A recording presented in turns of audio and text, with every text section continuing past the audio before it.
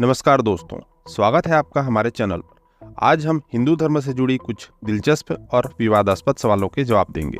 क्या सच में भगवान जैसे राम और कृष्ण ने अवतार लिया था, या ये केवल हमारे पुरखों की बनाई गई कथाएं हैं? और अगर भगवान सच में अवतार लेते थे तो आज क्यों कोई नया अवतार नहीं होता? क्या यह हमारे विश्वास की परीक्षा है, या फिर यह सिर्फ एक कहानी है जो हमें अपनी आंखों में धूल झोंकने के लिए सुनाई जाती रही है? आज हम हिंदू धर्म की गहरी परंपराओं को जानने की कोशिश करेंगे, जिसमें वेद, उपनिषद, भगवद गीता और महाभारत जैसे महान ग्रंथों का ज्ञान है। हिंदू धर्म, जो अपनी विशालता और गहरे सिद्धांतों के लिए जाना जाता है, क्या वाकई इन अवतारों और चमत्कारों के पीछे कोई तार्किक आधार रखता है, या ये महज हमें धर्म के नाम पर मूर्ख बनाने का एक तरीका है? आज हम इन सवालों का उत्तर ढूंढेंगे, जो न सिर्फ हमारे धार्मिक विश्वासों को चुनौती देते हैं, बल्कि हमारे सोच और समझ को भी नया दृष्टिकोण देते हैं। तो तैयार हो जाइए इस सवाल जवाब के रोमांचक सफर पर। हिंदू धर्म में अवतार और चमत्कारों की कहानियां अनगिनत हैं। विष्णु के विभिन्न अवतारों की कहानियां हों या देवी देवताओं के चमत्कार, ये कहानियां पीढ़ियों से सुनाई जाती रही हैं। लेकिन क्या ये कहानियां वास्तव में सच हैं, या ये केवल मिथक हैं? क्या सच में भगवान ने अवतार लिया था, या यह केवल हमारी सांस्कृतिक धरोहर है जिसे हम सच मान बैठे हैं? यदि भगवान का अस्तित्व है तो उनके अवतार आज के समय में क्यों नहीं दिखाई देते? क्या यह हमारे विश्वास की परीक्षा है, या केवल एक कहानी? हिंदू धर्म में अवतार और चमत्कारों की कहानियां निश्चित रूप से गहरी सांस्कृतिक और धार्मिक परंपरा का हिस्सा हैं। ये कथाएं विष्णु के अवतारों जैसे राम और कृष्ण, या देवी देवताओं के चमत्कारों से जुड़ी हुई हैं, जो हमें धर्म, नैतिकता और जीवन के उद्देश्य को समझाने के लिए दी गई हैं। इन कथाओं का उद्देश्य केवल सत्य या काल्पनिक घटनाओं को व्यक्त करना नहीं है, बल्कि ये जीवन के गहरे अर्थ और मानवीय मूल्यों को दर्शाने के लिए प्रतीकात्मक रूप में प्रस्तुत की जाती हैं। भगवान के अवतारों और चमत्कारों को यदि हम सत्य के रूप में देखेंगे तो हमें यह समझना होगा कि कहानियां अद्भुत शक्तियों की ओर इशारा करती हैं, जो मानवता को सही मार्ग पर चलने की प्रेरणा देती हैं। भगवान ने पहले के अवतारों के माध्यम से साक्षात्कार और शिक्षा दी, और अब उनके चरित्र हमारे भीतर जागरूकता और आंतरिक विकास की ओर प्रेरित कर रहे हैं। यह विचार केवल विश्वास की परीक्षा नहीं, बल्कि हमारे आस्थाओं और मूल्य प्रणाली को समझने की प्रक्रिया है। इन कथाओं का उद्देश्य हमें सत्य, धर्म और जीवन के प्रति एक गहरी समझ प्रदान करना है। क्या हिंदू धर्म के अनगिनत देवी देवता सच में शक्ति के प्रतीक हैं, या यह केवल एक अंधविश्वास है? हर देवता का एक कार्य है, एक भूमिका है, और उनकी पूजा को हमारी समस्याओं का समाधान माना गया है। लेकिन अगर ये देवता इतने शक्तिशाली हैं, तो क्या उन्होंने वास्तव में हमें आज के समय में कोई सहायता दी है? क्यों हर समस्या का समाधान केवल पूजा पाठ में ही ढूंढा जाता है? क्या बिना सवाल किए किसी शक्ति को मानना हमारे विवेक को दबाने का तरीका नहीं है? इन देवी देवताओं की उपासना करना वास्तव में कितना तर्कसंगत है? हिंदू धर्म में देवी देवता शक्ति के प्रतीक हैं, और उनकी पूजा का उद्देश्य केवल अंधविश्वास नहीं, बल्कि आस्था, समर्पण और आंतरिक संतुलन को बढ़ावा देना है। हर देवता का एक विशिष्ट कार्य और भूमिका है, जो हमें जीवन के विभिन्न पहलुओं को समझने में मदद करता है। यह पूजा न केवल बाहरी समस्याओं का समाधान करने के लिए है, बल्कि यह आत्मसमझ, मानसिक शांति और सही मार्ग पर चलने के लिए है। उदाहरण के लिए, लक्ष्मी देवी समृद्धि और धन की देवी मानी जाती है, लेकिन उनका असली संदेश यह है कि समृद्धि केवल बाहरी संपत्ति नहीं, बल्कि आंतरिक संतोष और जिम्मेदारी से जुड़ी होती है। अगर हम यह पूछते हैं कि क्या इन देवताओं ने हमें आज के समय में कोई सहायता दी है, तो हमें समझना होगा कि धर्म केवल भौतिक समस्याओं का समाधान नहीं करता, बल्कि यह हमारी मानसिक और आध्यात्मिक समस्याओं का भी समाधान करता है। पूजा और श्रद्धा हमें आत्मविश्वास, शक्ति और सकारात्मक ऊर्जा प्रदान करने का एक तरीका है। यह हमें अपने जीवन के उद्देश्य, नैतिकता और जिम्मेदारियों को समझने में मदद करता है। जहाँ तक विवेक की बात है, हिंदू धर्म का सबसे बड़ा संदेश यह है कि हमें किसी भी बात को बिना सोचे समझे नहीं मानना चाहिए। वेद, उपनिषद और भगवद गीता जैसे ग्रंथ हमें आत्मचिंतन, तर्क और विवेक के साथ सत्य की खोज करने की प्रेरणा देते हैं। देवी देवताओं की उपासना के पीछे का उद्देश्य हमें जीवन के गहरे अर्थ और हमारे कर्मों के परिणामों के बारे में समझाना है, न कि किसी प्रकार का अंधविश्वास फैलाना। हिंदू परंपरा में देवी देवताओं की उपासना व्यक्ति को जीवन के वास्तविक उद्देश्यों और आदर्शों का मार्गदर्शन करती है। हिंदू धर्म में सबसे विवादास्पद और बहस का विषय जातिवाद है। इस धर्म की नींव में वर्ण व्यवस्था को जगह दी गई है, लेकिन यह सवाल उठता है कि क्या यह समाज की भलाई के लिए था या लोगों को विभाजित करने का एक तरीका। माना जाता है कि 4 प्रमुख वर्ग ब्राह्मण, क्षत्रिय, वैश्य और शूद्र समाज के विभिन्न कार्यों के आधार पर बनाए गए थे, लेकिन समय के साथ यह व्यवस्था इतनी कठोर और अनम्य हो गई कि यह जन्म आधारित वर्गीकरण बन गया। इस व्यवस्था ने समाज को ऊंच नीच, छुआछूत और अपमान के दलदल में डाल दिया। क्या ये सच में धर्म का हिस्सा है?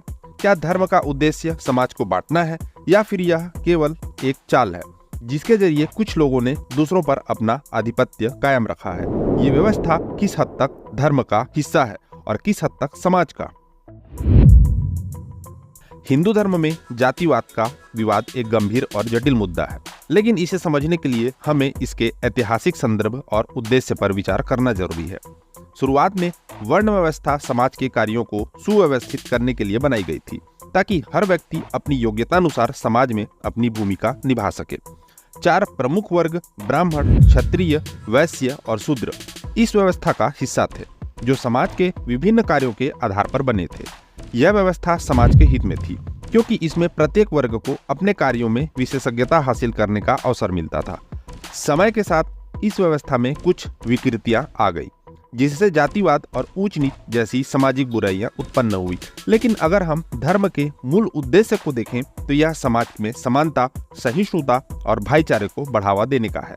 हिंदू धर्म के वास्तविक सिद्धांतों में जातिवाद की कोई जगह नहीं है। वास्तव में वेदों और उपनिषदों में यह स्पष्ट किया गया है कि हर व्यक्ति में दिव्यता और समानता का गुण है और धर्म का उद्देश्य समाज को जोड़ना है, न कि उसे विभाजित करना। इसलिए जातिवाद को धर्म का हिस्सा मानने के बजाय हमें इसे समाज के भीतर के ऐतिहासिक और सांस्कृतिक गलतफहमियों के रूप में देखना चाहिए। हिंदू धर्म की असली ताकत उसकी सहिष्णुता, समानता और हर व्यक्ति को सम्मान देने में है। हिंदू धर्म को लेकर अक्सर कहा जाता है कि ये केवल एक धर्म नहीं बल्कि एक जीवन शैली है, एक जीवन दर्शन है। लेकिन ये सवाल उठता है, अगर ये जीवन शैली है तो इसे धर्म के तौर पर क्यों माना गया? क्या इसके संस्कार, रीति रिवाज और अनगिनत देवी देवता वास्तव में एक जीवन शैली को परिभाषित करते हैं या फिर एक धर्म की बुनियाद रखते हैं? अगर इसे जीवन शैली ही माने तो क्या इसे एक अनुशासन या नियमों का बंधन समझा जाए? क्यों इस जीवन शैली में इतने कठोर नियम, जाति और वर्ग भेद है?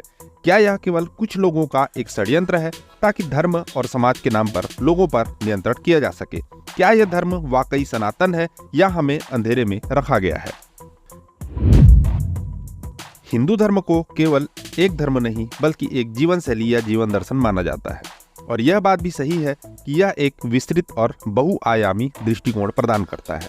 इसका उद्देश्य जीवन के हर पहलू को जोड़ना है, चाहे वह आस्थाएं, रीति रिवाज या सामाजिक व्यवस्था हो। यह सवाल उठाना स्वाभाविक है कि अगर यह जीवन शैली है तो इसे धर्म क्यों माना जाता है? दरअसल हिंदू धर्म का सार जीवन के हर पहलू को एक साथ जोड़ने में है। यह एक धर्म होने के साथ साथ एक जीवन शैली भी है, क्योंकि यह व्यक्ति की आस्था, आचार और व्यवहार का मार्गदर्शन करता है। इसके संस्कार, रीति रिवाज और देवी देवता इस धर्म की पहचान है, क्योंकि वे जीवन के विभिन्न पहलुओं को निर्देशित करने का काम करते हैं। यह समाज को अनुशासन और संतुलन सिखाने के लिए बनाए गए हैं, न कि लोगों को बांटने के लिए। यह जीवन शैली के रूप में एक अनुशासन भी है, जो आत्मविकास और समाज में समरसता बनाए रखने का प्रयास करता है। जातिवाद और वर्ग भेद का विवाद समय के साथ समाज में विकृत हुआ है, लेकिन यह हिंदू धर्म का मूल उद्देश्य नहीं था। हिंदू धर्म की नींव में सत्य, अहिंसा और समानता का संदेश है, और जातिवाद का इन सिद्धांतों से कोई संबंध नहीं है। अगर हम गहरे अर्थ में देखें तो धर्म का उद्देश्य विभाजन नहीं बल्कि एकता और सद्भावना है। इसलिए हमें यह समझना होगा कि धर्म और समाज का उद्देश्य केवल आधिकारिक नियंत्रण नहीं है, बल्कि व्यक्ति और समाज की उन्नति और आत्मज्ञान है। हिंदू धर्म वाकई सनातन है, और यह समय के साथ अपने सिद्धांतों के प्रति अपनी प्रतिबद्धता को बनाए रखते हुए बदलाव और सुधार की ओर आगे बढ़ रहा है।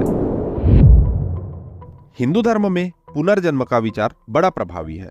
कहा जाता है कि हमारा अगला जन्म हमारे कर्मों पर निर्भर करता है, लेकिन क्या यह सिद्धांत एक प्रकार की सजा नहीं है?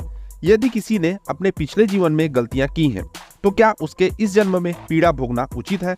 क्या यह विचार सही है कि एक व्यक्ति को उसके पिछले कर्मों की वजह से इस जन्म में दुर्दशा सहनी पड़े और अगर हम इसे सजा माने तो क्या जीवन का उद्देश्य है कि हम हमेशा पिछले जन्म की गलतियों की भरपाई में लगे रहें? पुनर्जन्म का विचार क्या केवल इंसान को डराने का एक तरीका है? पुनर्जन्म का सिद्धांत हिंदू धर्म का एक महत्वपूर्ण हिस्सा है, जो यह मानता है कि हमारे कर्मों का असर हमारे अगले जन्म पर पड़ता है। पुनर्जन्म का उद्देश्य सजा नहीं, बल्कि आत्मिक उन्नति और सुधार है। यह हमें यह समझाने की कोशिश करता है कि जीवन में हर कर्म का परिणाम होता है और हमारे अच्छे या बुरे कर्मों के आधार पर हमें आगे बढ़ने का अवसर मिलता है। अगर हम इसे सजा मानते हैं तो हमें यह भी समझना होगा कि यह एक प्राकृतिक प्रक्रिया है जो हमें अपने कर्मों के प्रति जिम्मेदारी लेने की प्रेरणा देती है। हिंदू धर्म में जीवन का उद्देश्य केवल पिछले जन्म की गलतियों की भरपाई करना नहीं है, बल्कि आत्मज्ञान, सुधार और निर्माण की ओर बढ़ना है। पुनर्जन्म का विचार इस दुनिया में इंसान को डराने का नहीं, बल्कि उसे अपने कर्मों के प्रति जागरूक और जिम्मेदार बनाने का एक तरीका है। यह हमें जीवन के गहरे अर्थ को समझने और उसमें सुधार करने के लिए प्रेरित करता है। हिंदू धर्म में इतने सारे पवित्र ग्रंथ क्यों हैं? वेद, उपनिषद, पुराण, भगवद गीता, महाभारत, रामायण, इन सभी ग्रंथों में इतने विरोधाभास और जटिलताएं क्यों हैं? क्या एक ही ग्रंथ इस धर्म को परिभाषित करने के लिए पर्याप्त नहीं था?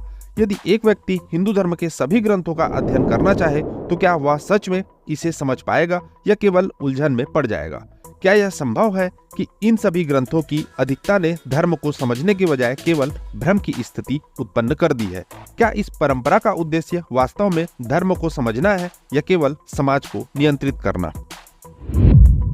हिंदू धर्म में पवित्र ग्रंथों की विविधता और उनके बीच के विरोधाभासों पर अक्सर सवाल उठता है, लेकिन इस विविधता का असल में एक गहरा उद्देश्य है। हिंदू धर्म एक जीवित परंपरा है जो सदियों से विकसित हुई है। इस धर्म की अपार विविधता को समझने और समाहित करने के लिए कई ग्रंथों की आवश्यकता हुई। हर ग्रंथ का अपना महत्व और दृष्टिकोण है जो समाज और व्यक्ति के जीवन के विभिन्न पहलुओं को उजागर करता है। वेद, उपनिषद, पुराण, भगवद गीता, महाभारत और रामायण, इन सभी ग्रंथों में भले ही कुछ भिन्नताएं और जटिलताएं दिखती हों, लेकिन ये धर्म के विभिन्न पहलुओं को समझाने के लिए एक दूसरे के पूरक हैं। वेद और उपनिषद ज्ञान के स्रोत हैं। भगवद गीता जीवन के उद्देश्य और कर्मों की समझ प्रदान करती है, जबकि महाभारत और रामायण नैतिकता और धर्म की संघर्षपूर्ण कहानियां हैं। ये सभी ग्रंथ अपने अपने तरीके से व्यक्ति को जीवन के विभिन्न पहलुओं को समझने का रास्ता दिखाती हैं। हिंदू धर्म का उद्देश्य केवल एक निश्चित विचारधारा को स्वीकार करना नहीं, बल्कि व्यक्ति को अपनी व्यक्तिगत खोज और आस्था में स्वतंत्रता देना है। इसलिए इन ग्रंथों का अध्ययन व्यक्ति को अलग अलग दृष्टिकोण से धर्म को समझने का अवसर प्रदान करता है। हाँ, यह सच है कि ये ग्रंथ कभी कभी भ्रमित कर सकते हैं, लेकिन यह भ्रम एक साधक को अधिक गहरे और व्यापक ज्ञान की ओर ले जाता है। इन ग्रंथों की अधिकता का उद्देश्य समाज को नियंत्रित करना नहीं, बल्कि इसे जागरूक और समझदार बनाना है। हमें धर्म की प्राचीन परंपरा और उसकी बहुआयामी सोच ने इस समय के साथ प्रासंगिक बनाए रखा है। इस परंपरा का मुख्य उद्देश्य व्यक्ति के आत्म साक्षात्कार और समाज में सामूहिक भलाई को बढ़ावा देना है। आज का युग आधुनिकता का युग है, लेकिन क्या हिंदू धर्म इस आधुनिक युग में भी प्रासंगिक है? क्या हमें हर बात पर केवल आस्था और विश्वास करना चाहिए या हमें तर्क का सहारा लेना चाहिए? क्या जातिवाद, वर्ण व्यवस्था और अंधविश्वास को जारी रखना हमारे समाज के विकास में बाधा नहीं है? क्या इस धर्म में बदलाव की आवश्यकता है ताकि यह आधुनिक समाज के साथ मेल खा सके? हिंदू धर्म की एक महत्वपूर्ण विशेषता यह है कि यह तर्क और बदलाव को अपनाने में कभी पीछे नहीं रहा। हमारे ऋषि मुनियों ने हमेशा अपने ज्ञान को परखा, उसे नए विचारों के साथ जोड़ा और नए सिद्धांतों को स्वीकार किया। समय के साथ हिंदू धर्म में कई बदलाव आए और यह इसकी विशेषता है। हिंदू धर्म हमें सिखाता है कि हमें अपने विश्वासों पर आस्था बनाए रखनी चाहिए, लेकिन जहां जरूरत हो वहां बदलाव को स्वीकार भी करना चाहिए। यह धर्म न केवल समय के साथ बदलता है, बल्कि हमें सिखाता है कि बदलाव में ही विकास की कुंजी है। तो दोस्तों, हिंदू धर्म एक अद्वितीय और प्राचीन धर्म है, लेकिन हमें इस परंपरा को केवल परंपरा की दृष्टि से नहीं देखना चाहिए। हमें सवाल पूछने चाहिए, तर्क का सहारा लेना चाहिए और यह देखना चाहिए कि क्या वास्तव में कोई भी धर्म हमारे जीवन को समृद्ध बना रहा है या हमें बंधन में डाल रहा है। धर्म का उद्देश्य हमें सोचने, समझने और अपने विवेक का इस्तेमाल करने की स्वतंत्रता देना होना चाहिए। तो क्या आप तैयार हैं इस धर्म को एक नई दृष्टि से देखने के लिए? अपनी राय नीचे कमेंट में जरूर बताएं और चैनल को सब्सक्राइब करना ना भूलें। धन्यवाद।